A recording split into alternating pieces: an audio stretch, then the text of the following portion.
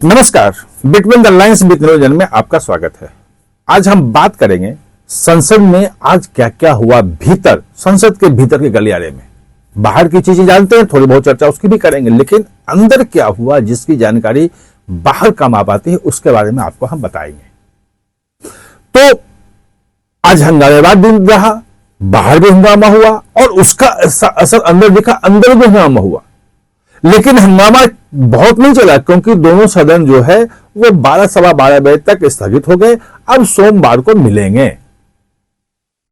इस बीच में जो बर्थ और डेथ्स के रजिस्ट्रेशन से संबंधित जो संशोधन विधेयक है वो लोकसभा में जो बुधवार को पेश हुआ था वो पास हो गया। अब सिर्फ राज्यसभा में पास होना है। उसके बाद कोई रोहिंग्या, कोई बांग्लादेशी जो है जन्म प्रमाण पत्र फर्जी नहीं बनवा पाएगा। उसमें ऐसी व्यवस्था है। मैंने पहले एक वीडियो किया है, वो वीडियो आप देखिए, डिटेल है, आप वीडियो में जाइएगा, 2-3 दिन पहले का है। हां, अंदर में जो है वो आज बहुत गुस्से में नजर आए ओम बिरला, नाराज थे बहुत। उन्होंने आपने वीडियो में देखा होगा, वो तो जो चल रहा था उसमें भी गुस्सा थे और गुस्सा थे बाहर को लेकर के। बाहर में जिस ढंग से एक कह सकते हैं नुक्कड़ नाटक टाइप से किया, पप्पू यादव खुद पुजारी बन गए। एक सपा की महिला सांसद थी, मुझे चेहरा उसका ध्यान नहीं है, क्या नाम है, वो सब पुजारी बन के बैठे। राम मंदिर का वो सीन बनाया और एक डब्बा रखा, उसमें चंदा देने के लिए राहुल गांधी खूब चंदा देने आए। जो अवधेश प्रसाद हैं, जो फैजाबाद से सांसद हैं, जहां अयोध्या जिसमें आता है, वो भी आगे चंदा दे रहे थे। बाद में उस चंदे को चीना चपटी हुई कि पप्पू यादव ने चोरी कर लिया। वो मांगने लगे, उन्होंने कहा कि पहले गृह मंत्री से इस्तीफा लो फिर हम देंगे। अब ये गौमूत्र वाला जो बयान था प्रियंका गांधी का 3-4 दिन पहले, उसके बाद ये दूसरी बार हिंदू धर्म के इस चीज को लेके यहां पे एक्ट किया गया। जो कुछ होता चंदा चोरी है, मुद्दा उठाने का अधिकार है विपक्ष का, उठाना चाहिए, रुकना चाहिए। गड़बड़ी हुई है तो विपक्ष मुद्दा बनाएगा, जनता तय करेगी उसमें क्या करना है। लेकिन उसमें हिंदू धर्म के लोगों को ये टारगेट करना, ये बाहर बहुत प्रतिक्रिया हुई, पूरे देश में चल रही है। तमाम साधु संतों के बयान आ रहे हैं, सब लोग उस पर हमला कर रहे हैं, लानत भेज रहे हैं, उसकी भर्त्सना कर रहे हैं। वो सब आप बाहर देख लीजिएगा, वो आपको मालूम होगा। वो उसमें डिटेल में नहीं जाऊंगा। अंदर उसका असर दिखा जहां ओम बिरला नाराज थे, जो आपको मैंने बताया।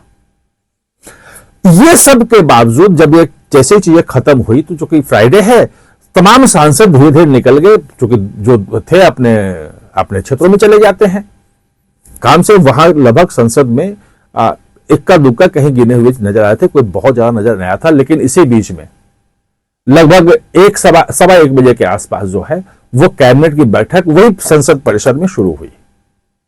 उसमें 2-3 फैसले हुए हैं। सोलर एनर्जी को लेकर फैसला है, वो फैसले की चीजें आ गई हैं, देख लेंगे।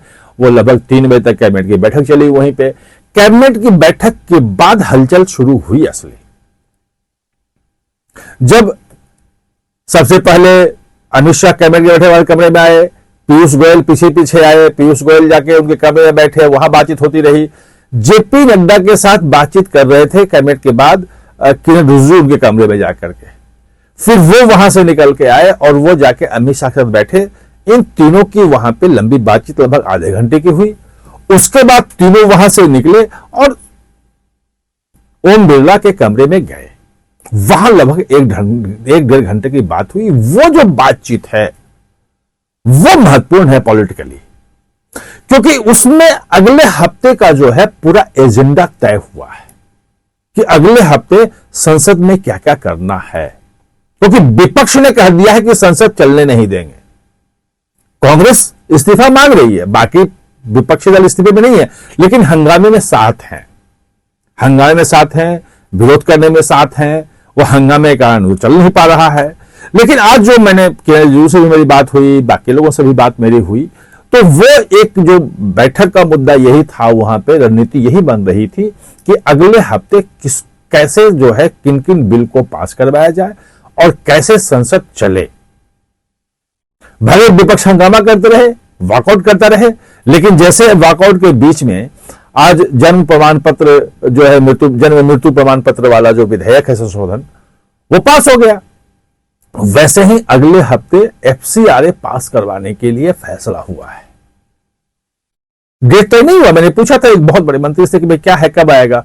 बोले वो किरण रिजिजू तय करेंगे कब देना है। किरण रिजिजू से मैंने पूछा कि वो क्या आएगा, तो बोले अभी देखता हूं। एक बीएससी की जो बिजनेस एडवाइजरी कमेटी होती है जिसमें सब पार्टियों के सांसद होते हैं, उनके साथ बैठक करके तय करेंगे। लेकिन मुझे जो कल बताया था एक सांसद ने बीजेपी के कि भाई सोमवार को ये आ रहा है, तो मैं ये मान रहा हूं कि सोमवार को आ रहा है।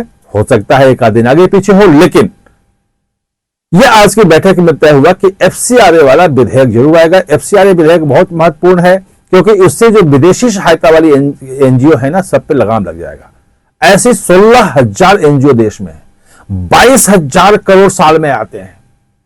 और जो कहा जा रहा है कि प्रदर्शन के पीछे जो असली ताकत थी, फंडिंग ये वो कहीं ना कहीं इन एनजीओ की भी थी, क्योंकि ये नहीं चाहते हैं कि ये एफसीआरए वाला पास हो। इसमें आज की बैठक में जो मैंने पता किया वो महिला आरक्षण और परिसीमन वाला विधेयक पे चर्चा नहीं हुई। आज इन जो 4 बैठे हुए थे इसमें वो इसलिए नहीं हुई क्योंकि उसमें संख्या तो हो गई है।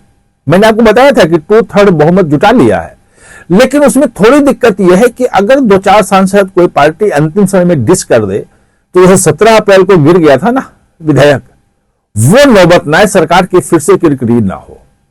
तो 5-10 जो है एक्स्ट्रा जुटा लिए जाए या कुछ और ज्यादा जुटा लिए जाए, वो लगभग उसकी प्रक्रिया जैसे ही होगी। डेट नहीं है इस मानसून सत्र के लिए, लिस्टेड भी नहीं है। जो शुरू में लिस्ट आता नहीं 11-12 की ये विधेयक हमारा पास करवाना है, ये काम करवाना है, वो उसमें लिस्ट नहीं है, वो लिस्ट में नहीं है। लेकिन ये आज मुझे कहा गया कि ये विधेयक आएगा, जरूर आएगा। कब आएगा ये हम आपको नहीं बता सकते हैं। वो हमारे रणनीति का, ये चुप्पी जो है ना कब आएगा वाला, ये हमारी रणनीति का हिस्सा है। और रणनीति हम खोल देंगे तो फिर विपक्ष उसके हिसाब से तैयारी शुरू कर देगा। तो ये पूरा का पूरा आज जो है वो संसद सत्र में था, संसद के भीतर जो था वो हुआ। अब बाकी अब सोमवार को जब चीजें आएंगी तो हम आपको फिर उस दिन बताएंगे कि संसद गलियारे में क्या क्या हो रहा है। सोमवार को ज्यादा हंगामेदार होने की उम्मीद है। सरकार की तरफ से पूरा जोर रहेगा और विपक्ष की तरफ से रहेगा ही रहेगा। देखते हैं, जो कुछ भी होगा हम आपको बताएंगे। आप हमारे साथ जुड़े इसके लिए बहुत बहुत धन्यवाद।